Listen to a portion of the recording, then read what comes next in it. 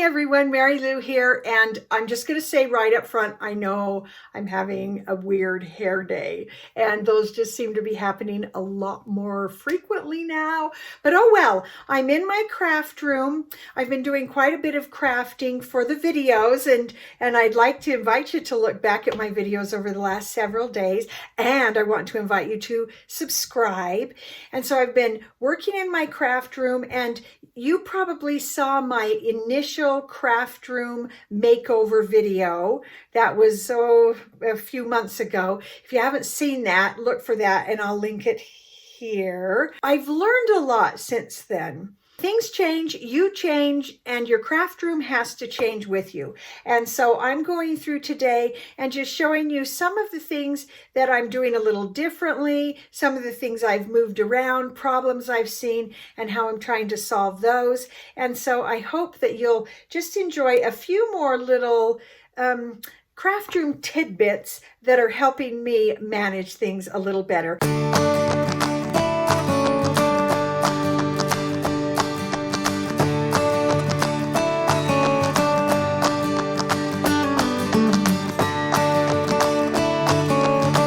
I have a whole bunch of stuff here that I just put because I was tired and I went up to bed after doing some crafts. And so now I need to clean this up. But the way I look at this is, I think, what is the thing I least want to take care of? And for me, it's probably the paperwork. There's papers here, there's ideas, there's some magazines, some books. That's what I least want to take care of. The thing I'm most looking forward to is maybe dealing with either the faux leather or the fabric. So what I'm going to do, I'm going to take care of the stuff I don't want to do first, meaning the paperwork or putting away the scraps or emptying a bag or whatever. And then I'm saving what I like most, the fabric and the faux leather, for last. That way I get more done and I don't get distracted by the things that I'm really enjoying.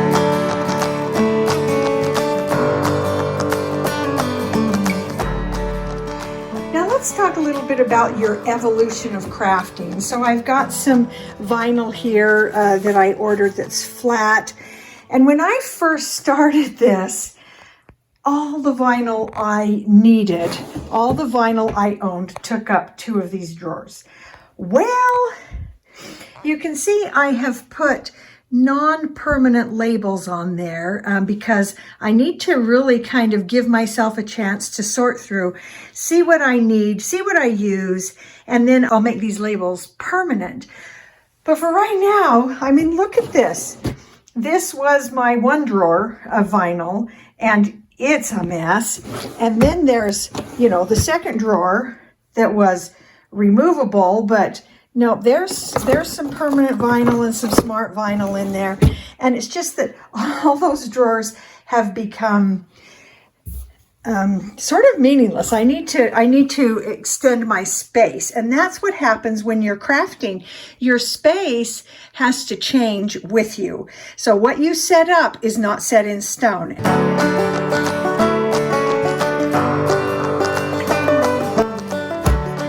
I didn't even know about faux leather when I started this journey, and I am finding out that I love it.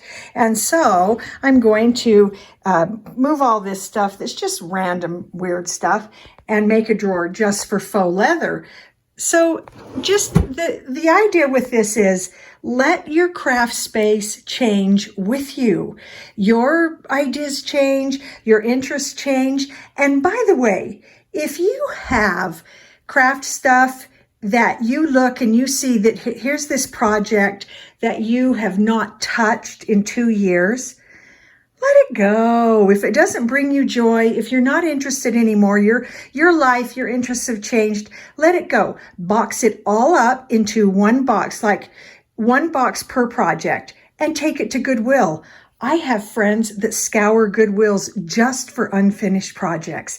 So let that go. Let that not hold you back.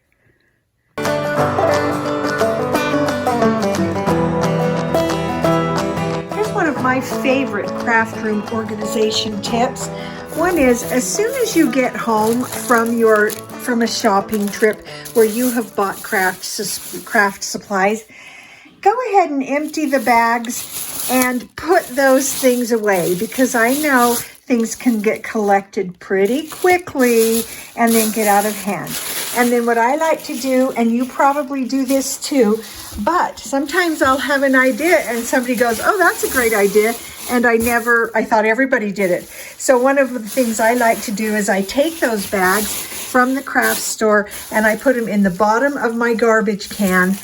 And then I put the plastic bag right over the top of it. And then when that bag is full, I can pull that out, throw it away, and I've got another bag right there ready to use for a new bag.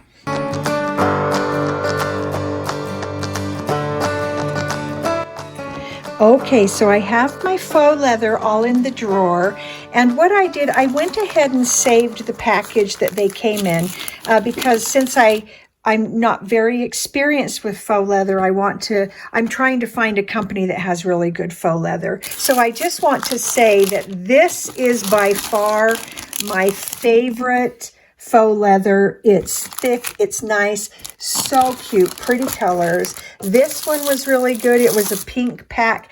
Both of these I have listed in the videos where I've worked with faux leather. Like I did one just a couple of days ago, in fact, showing how to make keychains out of faux leather. And these worked really great.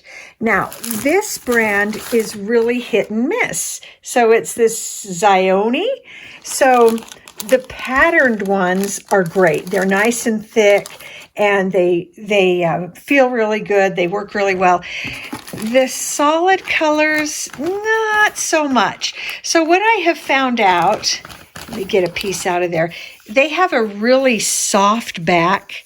It's real kind of furry. I don't know how to call that. It does not cut in a paper cutter, and it does not cut on the Cricut. And so these can be used if they're cut only by hand with your actual scissors. And so this brand, I'd say, yeah, pretty good, except for the solid colors. So that's what I've learned so far with faux leather, but now I have a drawer for them, and it'll make it so much easier to find things. And I probably will keep a few of my projects that I'm working on in faux leather in here as well, but now I have a drawer for it. Look at that. Okay, moving on.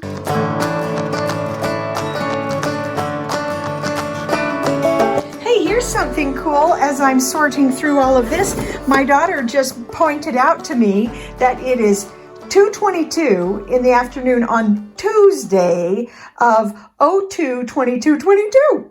How weird is that? Okay, so it's a big day. I guess it's a good day to clean up.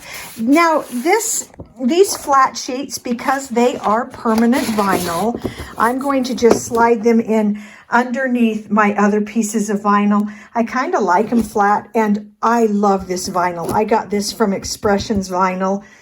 I use it all the time. And so I'm just going through, I'm taking out all of the scraps, because I was keeping all of my permanent vinyl scraps in that drawer, but it's just getting hard to manage, and it looks messy, and I don't like that. So as I go through, I'm going through every drawer, and I'm taking out all these little bits and pieces. Now let me just show you real quickly what I decided to do. This is all permanent. In this drawer, I went ahead and did the removable vinyl, but I do have those large flat pieces of permanent vinyl here and some of my larger scraps. So I decided to go ahead and share that drawer. The others I've done, this is all iron-on. These are the flat iron-on pieces, infusible ink, faux leather. I have put some of the projects I've made in here until I finish up with those. I have some things I'm going to be doing with those, but I know to look for them in the faux leather drawer until I'm finished with those. And then in the bottom, this is where I'm putting my scraps. So I have removable vinyl scraps. I have permanent vinyl scraps. I also have some foil. And then over here is printable vinyl and our sticker paper. So that makes it so I can really see a lot more clearly what's what. I still have those temporary labels on until I've used this for a couple of weeks and I see that it's going to work just as I want it to. And then I'll make those labels permanent.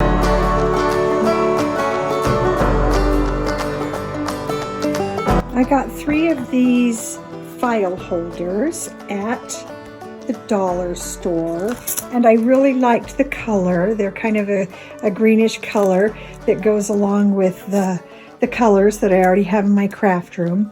And so I've used them, of course, in a normal way to just store scrapbook paper, and then some of my scrapbook paper pads just fit right together in there.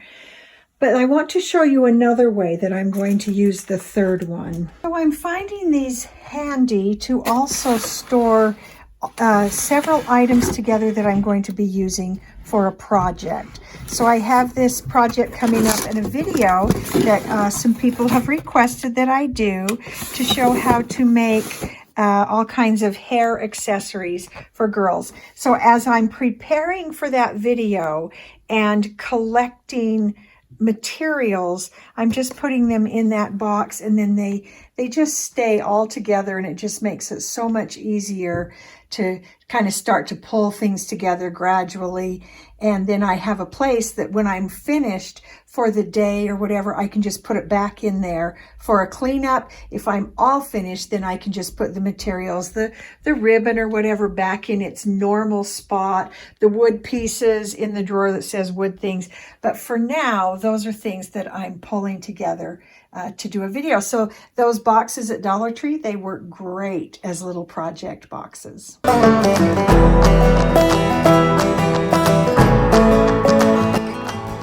My next 2 ideas have to do with paper. You see that as I'm cleaning off this thing, I keep adding things to it. It actually gets worse before it gets better sometimes when you're cleaning. That's okay, just stick with it. So my 2 different paper ideas are this. I make these little notepads that I just, they're just goofy. Sometimes I'll just do old scratch paper with something on the other side. Sometimes I'll actually go into like Google and find a fun pattern, or maybe Etsy, and just find a pretty pattern, and I just print it onto paper. And then I have a spiral binder. I'll actually show that to you in my scary closet that I haven't even touched yet. So I have this spiral binder that I have used for literally over a decade as a school teacher, and it has just been really one of the best tools I ever bought. I've used it for gifts, for all kinds of things. So it's just such an easy notebook. So for example, if I'm looking up something in say the heat guide, I'll just write down, you know, what's the temperature that I'm going to use for this or that. And the beauty of this, that spiral can be reused over and over and over. So when this is all done or getting low, I can just actually add more paper to it and take that spiral out, wind it back in, and just have a whole new notepad. I love that. A spiral binder, great thing. I'll link that in the comments below, because I don't know how I would have survived the last several years as a school teacher without that. Here's my other paper idea, because I'll print off ideas, or there's something I want to do. There's an idea for a project that I want to do. And if I just print it, who knows where that paper goes. Of course, I can make a list on a Pinterest board, but sometimes for me, when I'm hands-on, I want the paper right there. So the paper doesn't get lost, I put it with wherever that project is going to be. So for example, I have these ideas that I'm considering, so I'm putting it in my box of wood blanks. That's most likely where I'll get the raw materials for that project. And I've done that so often, now I know if I'm looking for a project that I was planning to do, I know to look actually in there, because that's usually where it is. And then when I'm done, I just recycle the paper. So there are a couple of ways to deal with paper in your craft room.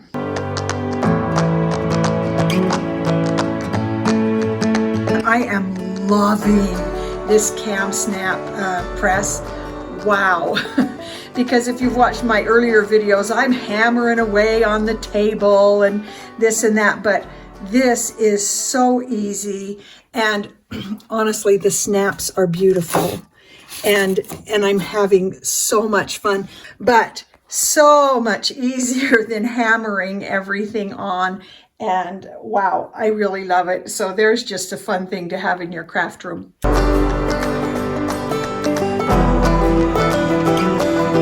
I have quite a bit of ribbon. You know about my ribbon stash. And so one thing that I do when the ribbon is getting low and it's really just too short for much of anything, I take it off the spool, and then I have a ribbon scrap drawer. So if I know I need a short piece of ribbon, this is the short stuff. Well, it looks like maybe the kids have put some in there that's not too short, but that's kind of my ribbon scraps. I used so much of that at Christmas time while wrapping gifts. And you see, so we're halfway through February, that drawer is already kind of getting resupplied with bits of ribbon. So, and then I just, I know some people keep these for projects. I'm never quite sure what to do with them.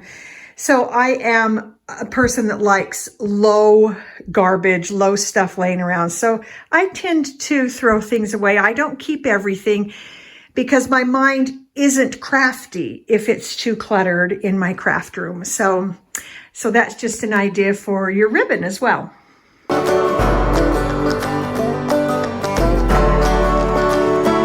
Now, if you're watching my channel very much, you know that I've been experimenting with all kinds of transfer tape.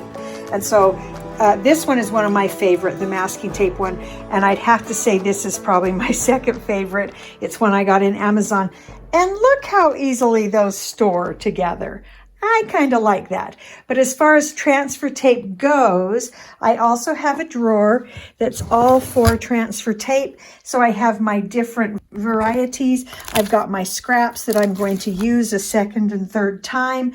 I've got some transfer tape that I don't like very much, as well as those that I do. And I'm going to keep trying those out, and I'm going to keep reporting on what I like and dislike about different transfer tapes.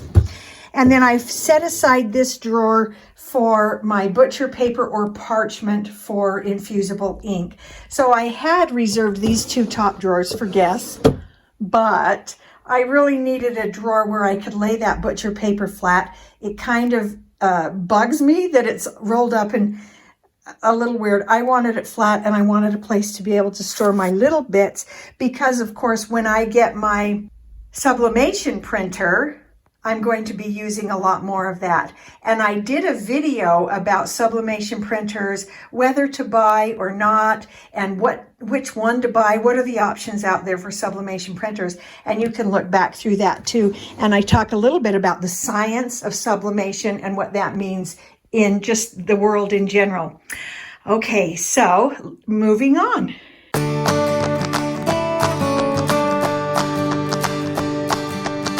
I want to show you this idea for storing fabric. This is in my sewing area, and this is how I have stored my fabric for years.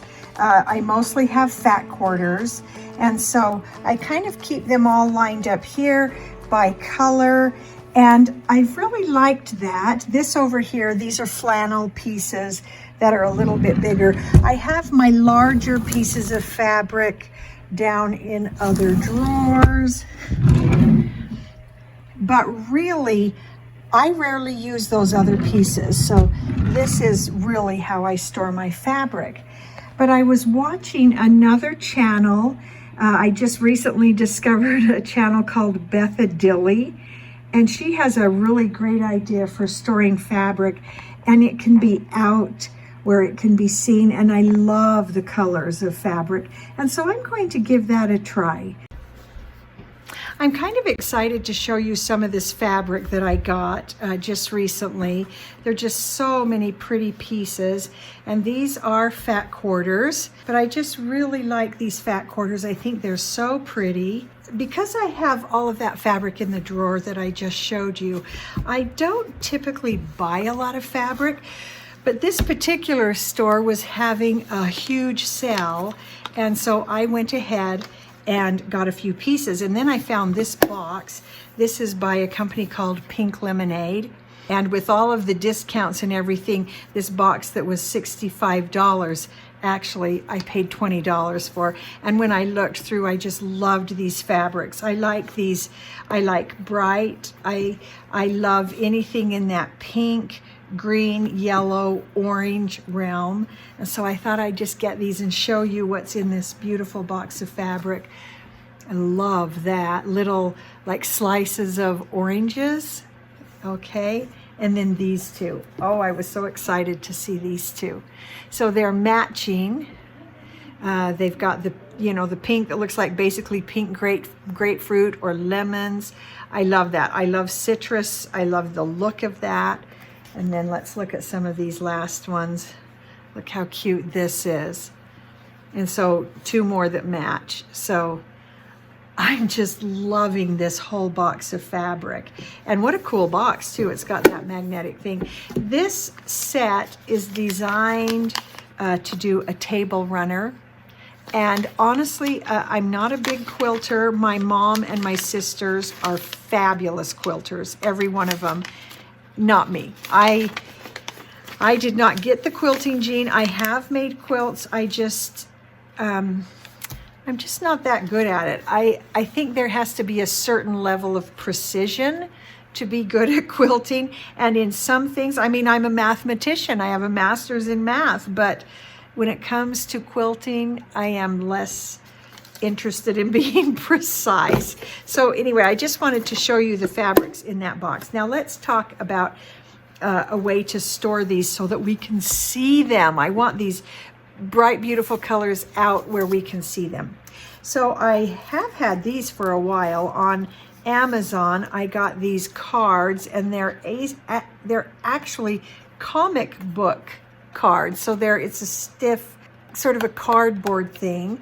And I actually was using it for school projects. And then I saw this thing at Beth Adilli's YouTube channel, and I thought, what a great idea.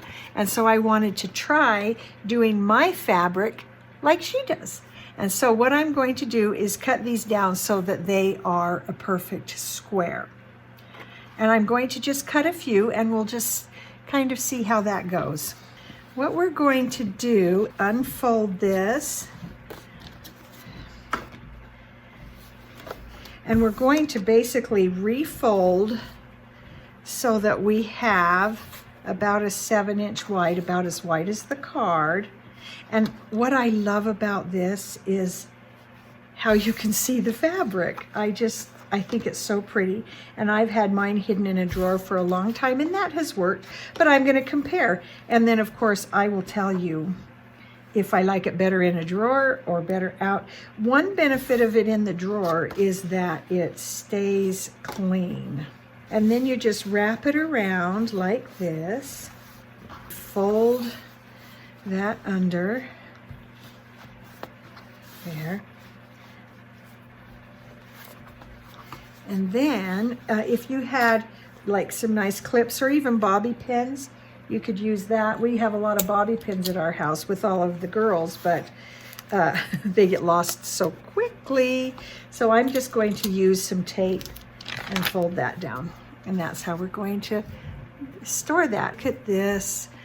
Let's do a regular fat quarter, and let's see how we're going to put that on the board, because these are just quarter yards, but fat quarters are cut a little differently, and I actually prefer fat quarters because they have a little bit more width this way. So a fat quarter is really great if you're doing things like doll clothes or even some quilt pieces. The fat quarter is actually a better way to use the fabric, or an easier way to fit your patterns onto the fabric. So the fat quarters I can see are much easier also to do this way. I love that. I love how that looks, and I'm really excited to finish these and put them on my shelf and see how they all look together. And then in one of my future videos, when I'm standing here talking to you, you'll see them behind me, and you'll get to see how the fabrics all look. So be sure to subscribe so you can see the new videos that are coming out.